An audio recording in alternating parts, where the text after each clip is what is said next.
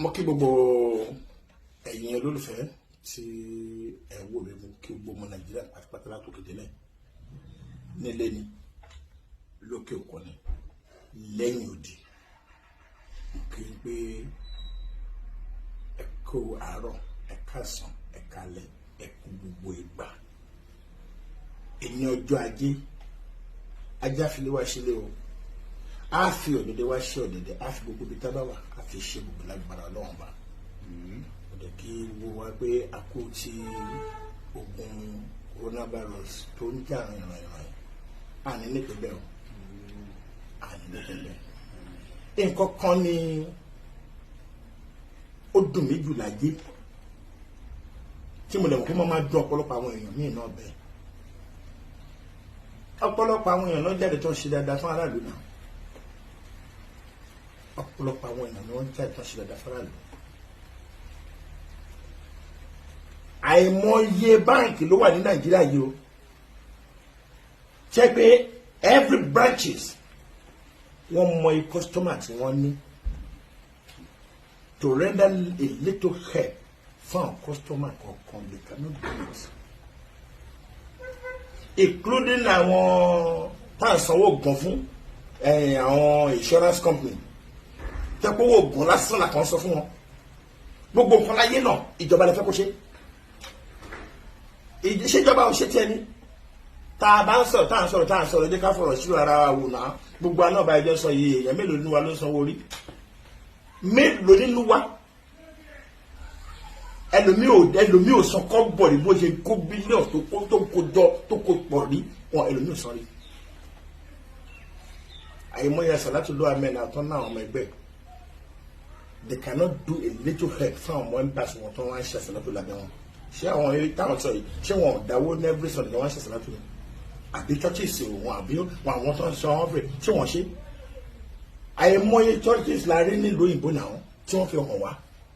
tí àwọn èèyàn line up lọ báyìí tí wọ́n á gba oúnjẹ ń bẹ̀ bá a ṣe ń wò pé bẹ́ẹ̀ àbítálíkà wà níbí bẹ́ẹ̀ náà ló wà lọ́dọ̀ òyìnbó ó wà lọ́dọ̀ òyìnbó dáadáa. mo dúpẹ́ lọ́wọ́ gbogbo ẹ̀yin lọ́balọ́ba nílẹ̀ Yorùbá inú mi máa ń dùn ní gbogbo gbàgbésí ayé mi ipò ọmọ Yorùbá ni mi Ọlọ́run dá mi sílẹ̀ Yorùbá ó dá mi sínú Yorùbá. Bishop Ajayi Crowther nínú ìwé kan nígbà tó dé láti ìlú ibi tó ti lọ ṣerú ó ní I come back to my country Yorùbá country bó ṣe dárúkọ ènìyàn nígbà náà lọ gbogbo nǹkan láyé òye ọ̀nà ọ̀pọ̀lọpọ̀ àwọn ọba làwọn náà ṣe dáadáa olówó ládùúgbò ẹ wo community tí mo wà lásán ọ̀yà ọ̀dù ní gbogbo ń bí wọ́n dáwọ́ jọ wọ́n wá lọ ra nǹkan àwọn náà tún abẹ̀ sí lọ sí ojúlé bá ara wọn ní mí èyí tó jẹ́ pàtàkì mi mo ṣe. mo dúpẹ́ púpọ̀ lọ́wọ́ yín kábíyèsí Ọ̀jọ́rá tí gbogbo ọba pátápátá tí wọ́n bá dàbí tí mi mọ̀ bí ìlú ṣe máa rí o kò ń ṣe pé báyà wọ́n ní ohun tí mo fojú mi rí ni during the COVID period kó tó di pé wọ́n lè di a little bit ban lórí ẹ̀ àárín gbogbo nǹkan tẹ́ ń ṣe fún àwọn aráàlú náà wọ́n máa lánàá báyìí táwọn ọmọ wọn bí 3,000 more than that tó wá gbóúnjẹ tó wá gba owó ó tún di àsìkò àwẹ̀ the same thing happen màálù mẹ́rin lójoojúmọ́ mo wá wò pé ìgbà bẹ́yìn àti Owólabí Bàtólà ṣé ẹjọ́ rò ó pọ̀ ní pé màálù mẹ́rin la máa pa everyday kò sẹ́ni tó máa dé freeman bí ọlọ́pàá bíbi tí Owólabí Bàtólà tó wà ṣé ò ní mọ̀ pé yes ẹni náà ṣé òun nìkan ló máa kọ́ ṣe ọ̀nàdébù ni àbẹ́ ẹ̀ mọ iye ọ̀nàdébù ta ní káàkiri ní Mainland ní Island dóò kò jọ mí lójú o he has been doing this for quite a long time láyé ìgbà kan rí tí kerosene wọn lọ́dún náà lọ́hùn ọ̀nà yẹn jìn almost 30 years back now bí wọ́n ṣe máa fi táǹkà kerosene káàkiri àdúgbò ní tí oníkàlùkù máa gba oní 10 litre ní 5 litres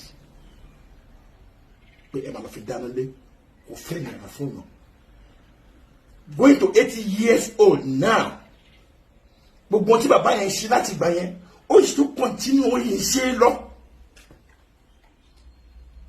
kò dẹ̀ sí nínú ìjọba mọ́ kájà wá sọ pé bẹ́ẹ̀ owó kan ni wọ́n kó fún gbà yẹn náà ṣé wọ́n yẹn náà wọ́n ti tó lọ tó wá tó yẹn ni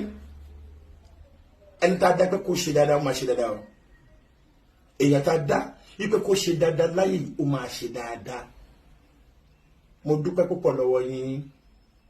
mo dúpẹ́ mo tún ọpẹ́ mo tún dá màmá tún dá all the time ni nǹkan tí èèyàn bá ṣe nǹkan tó bá jẹ́ ọ̀ràn lójú dandan ni kéèyàn sọ fáyé dandan ká sọ fáyé àdúgbò tí mo gbé láti kékeré mi ni I'm almost 50 years in the Bitimeta àdúgbò tí a bá wà láti 1971 it's no joke so mo ti mọ kò sí ìjọba àtológun àti ti ẹ̀yin civilian tí mi bá lò gbà ní Bitimeta tí a lè sọ pé gbélé ìṣiṣẹ́ yìí gbélé ìṣiṣẹ́ yìí bí oníkálukú ṣiṣẹ́ kí ọlọ́ọ̀bá láti lọ pé ó fi ìwà wọn kí ó fi kẹ́ wọn mo dúpẹ́ lọ́wọ́ Mọ̀ṣún that's our honourable ní Yabambi kéye Jimoh Adesina mo dúpẹ́ lọ́wọ́ òun náà mo tún dúpẹ́ lọ́wọ́ ọmọ bàbá mi Imam Olówó òun náà ṣe gbúdúgbúdú ìgbìyà mẹ́fà ọjọ́ òdòdó ibẹ̀ house náà ọjọ́ òdòdó bẹ́ẹ̀ gbogbo àwọn èèyàn lóríṣiríṣi báyẹn ẹ lọ sóṣòdì kẹ lọ wọ nǹkan tẹ́ ń ṣe tí wọ́n lẹ́nu àkọ́kọ́ tó máa kọ́ ṣe ṣáà àwọn ohun ìlú náà ó ṣe a lot of things jẹ́ pé wọ́n páàkì mọ́tò tírélà kalẹ̀ rẹ lọ́rẹ́rẹ́rẹ́rẹ́ pẹ̀lú owó ni ẹ̀tún wọn lọ sáré mọ̀ṣọ́ the same thing Senator Abiola ìyẹn ojúlé sojúlé báyìí ni ẹ̀yin mẹ́rin dẹ̀ wà mí báyìí iye báyìí rè á ní láti dárúkọ tó pẹ́ẹ́pẹ́ ẹ̀ lè má fi lọ tó rọ́pò ẹ̀ lẹ́lọ́la ọlọ́run ní kó bá wa ebi tẹ́ ti mú gbogbo ohun tẹ́ ẹ náà yìí Olódùmarè á fi ọ̀pọ̀lọpọ̀ rọ́pò òun ẹ̀mí ṣàṣetì o ìlẹ́jù táwa náà ní gẹ́gẹ́ bí oníbàárà làwa náà ṣàwà lọ́fíìsì oníbàárà tó di kọ́ ni wá wọ́n sọ pé ìjọba ń ṣe ìgbìlẹ̀ kan lockdown our own profession is totally knock out mo fẹ́ kẹ́ mú yẹn dání totally knock out pátápátá ní tiwa gbogbo òfin tó ń ṣe pátápátá kò sí ọkọ̀ tó fi fọ wa social distance tó ń sọ pa ẹ̀ ó ní ṣé àfẹ́ṣẹ́ ní tọkọtìyàwó sìn ṣé tọkọtìyàwó ní súnmọ́ra wọn ní láti bá wọn sọ̀rọ̀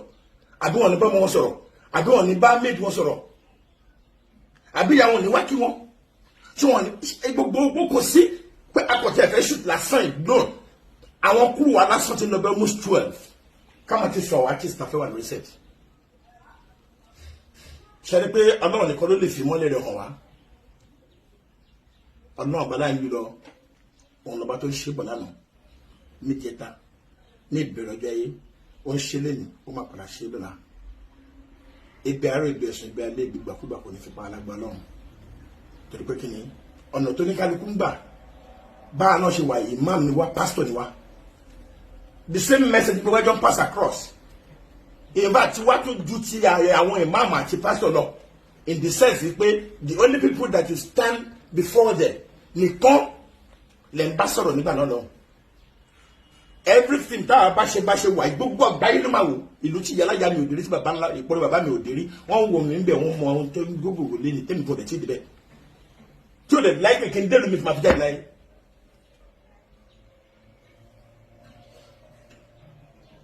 ẹ wo àdúrà tèmi